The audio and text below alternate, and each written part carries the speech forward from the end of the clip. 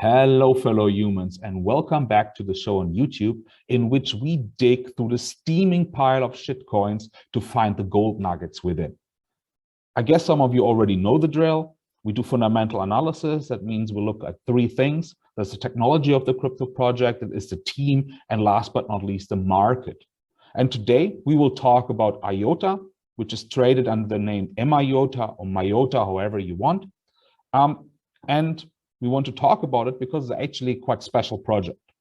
It's a little bit different than other cryptocurrencies, which are mainly a means of transferring value or storing value. IOTA is actually more meant to empower the IoT network. So basically to exchange and monetize data streams. That comes, of course, with a lot of special cases and a lot of things that have to be taken into account, which is also the reason why the IOTA project built a whole new cryptographic and consensus system for their network. And we will actually talk a little bit about that. So let's dive directly into the technology. So when you're dealing with IoT networks, especially when you want to do it on a global scale, you deal with many devices. You have measurement devices, you have sensors, you have computers, you have software systems, and all of them will interact with each other and transfer data and have to exchange value. That means you have a huge amount of transactions.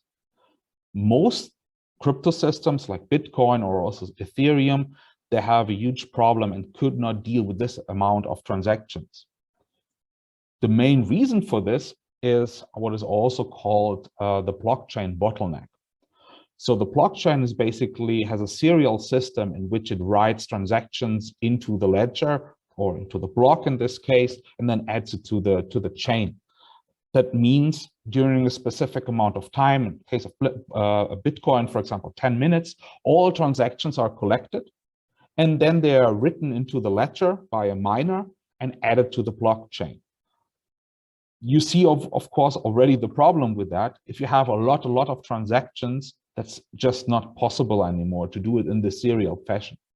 So IOTA came actually up with a very interesting and unique way of doing this. They call it Tangle, which allows for parallel writing of transactions into the ledger. It's based on a mathematical idea or a mathematical method called directed acyclic graphs. So it's a graph-based cryptography and consensus system. Another issue that you have with IoT systems is that part of this network are many devices which are have very low computational power, like sensors and things like this, which usually have to run also on low power. That means the whole system has to be built in a way that it is very efficient and very lean on computational power. That's another restriction that the IOTA network has.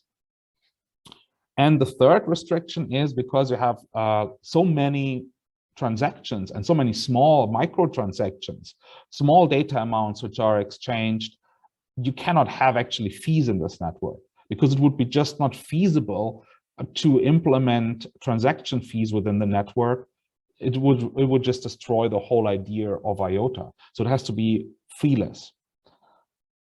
The problem is with being feeless, that means also there cannot be miners because you cannot pay the miners with anything. So there are no miners. In IOTA, this is true. There are no miners in that sense. So basically in IOTA, there is not the separation of the different roles within the cryptographic system, but basically miners, nodes, and users are all the same. So it's all nodes. And the difference is basically how they reach consensus currently, very interesting way, to write a new transaction into the ledger. Basically, every time you want to do a transaction in the IOTA network, you have to add two transactions from somebody else into the ledger. So if you want to do a transaction, you also have to mine basically and add on transactions into the ledger. That gives it, of course, exponential growth. The more users the network has, the more transfers that it can also handle, which is great for IoT network. However, that comes also with a downside. And the main downside of this is that it requires what they call a coordinator. A coordinator is a system, a computer system that basically overlooks a tangle and tries to detect false transactions, double spending, things like that, flags them and tries to avoid them, and comes in case there is conflict and resolves the conflict. There's, of course, a general problem with that because the coordinator is a centralized system, which you don't want in the decentralized network, right? So this is also the main critique point on the IOTA system, that there is a necessity of this coordinator. However, the IOTA team already understands that this is bad. In case in many cryptographic systems and many projects, there were in the beginning a time also in Bitcoin where there were decentralized systems. But the IOTA team is already working on getting rid of that coordinator, and they're calling this new system IOTA 2.0, or under the project name Coordicide. So basically, Coordicide is a way of getting rid of this coordinator and making it truly decentralized.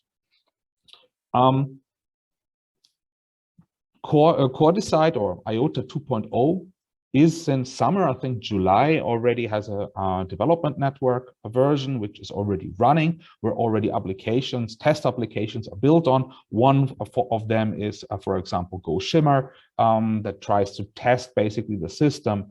I don't really completely understand how the consensus system there works, but I think this has also to do that they have not yet also figured it 100% out and still testing and experimenting with that. One thing I have understood is that the main thing within this new system is something called mana. Basically, how the new system works, or how I have understood the system, is that each of the nodes that basically writes the information into the ledger holds now mana. Mana is kind of a measure of the trust that the system has in you, the network has in you. So basically, mana gives you voting rights. That means in case there is some kind of conflict or consensus has to be found, the mana is giving you the voting right, basically to vote for which transactions can be added to the chain, not to the chain, of course, here in this case, to the ledger. Now you could argue, okay, that sounds like proof of stake, almost, but actually not exactly, because mana can't be bought. Mana is given to you by the network as a token of trust, basically. So if you always put right transactions into the ledger and you behave in a trustworthy way, then you get awarded mana, and that mana you can use to vote later on. So it's a little bit different to proof of stake. Okay, that's great. They're going away from the centralized system to a truly decentralized system. In my opinion, one minor critique point that I might have, the solution they're building is very complicated, in my opinion. That might be necessary for what they're doing, but I have a little bit the suspicion that in Germany, we say shooting with cannon on small birds, so that they have like a very heavy technological solution for maybe a problem that could be potentially solved easier. It's hard for me to tell because I don't know enough to do that, but I have a little bit the suspicion also as my own experience with very academic teams, which leads us directly to the team, because IOTA has a very good team. The founders and also within the team are very academic, very heavy on cryptographic research, mathematics, IT, and so on. So it's really an amazing team. Additionally, they have also a lot of members within the team and advisory board, which are coming from the industry, mainly from industrial IoT industry. So there are people from, for example, Atos, from PwC, BMW, and so on. This is, of course, great because to be very true with you, that is a winner-takes-all system, right? You have to basically implement this IoT system, and everybody has to use this to have real value, because there cannot be two of these IoT networks around, because all of the machines, all of the sensors have to work on that system. So it's like clearly winner takes all.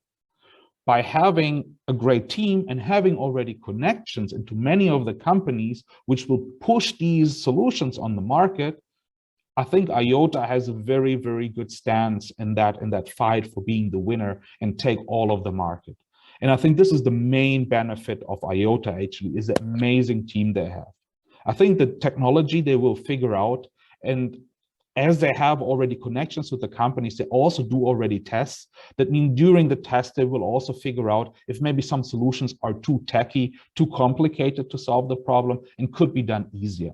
I think this they will figure out along the way and will solve that problem very easily. With this amazing team, I think this should be not a problem. And then the last thing I wanted to talk about, I think I forgot to pull it up. But it is the market, of course. The IoT market is gigantic. I will put the link that I wanted to show you actually in the description below. It will grow in the next 9 years to over $1 trillion revenue per year, the IoT market. It's amazing. It's a gigantic market and it's a gigantic opportunity for IOTA, because if they're the network where IoT is running on, I mean, you see the value of that, right? And there's no reason, if they can manage really to get ahead and take that market and be the winner in the market, the IOTA and MIOTA or MIOTA will be huge. However, this is again not financial advice. I'm not a financial advisor. I'm not a programmer. So please do your own research. I will leave all the links I use to do my own research in the description below. So it's a great place for you to start to do your own research.